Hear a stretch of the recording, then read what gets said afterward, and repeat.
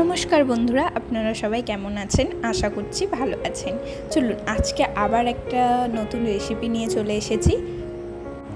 আজকে আমি বানাতে চলেছি ভেজিটেবল। চলুন আমি কিভাবে বানাই আপনাদেরকে সেটা দেখাই।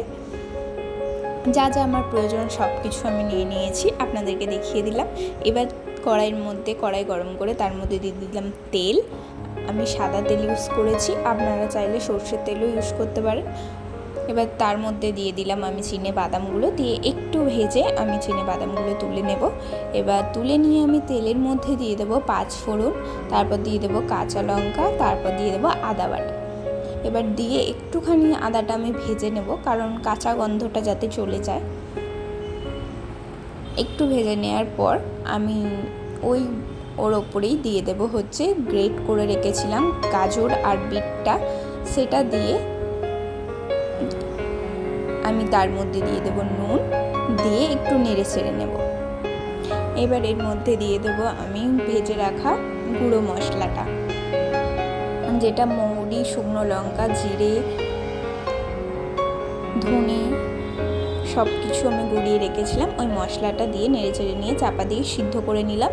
দিয়ে এবার সিদ্ধর পর আমি ওর মধ্যে দিয়ে দিলাম চিনি দিয়ে একটু নাড়িয়ে চাড়িয়ে নেব।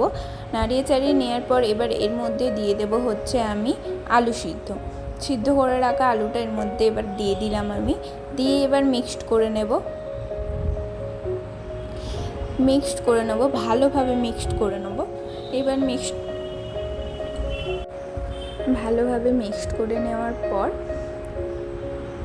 এবার আমি তার মধ্যে দিয়ে দেব হচ্ছে ধনে পাতা দিয়ে আবার একটু নেড়ে ছেড়ে নেব। নিয়ে তার মধ্যে আমি দিয়ে দেব হচ্ছে ভেজে রাখা চিনে বাদাম আর আমি ঘিও অ্যাড করেছি এর সাথে, সেটা আমার দেখানো হয়নি।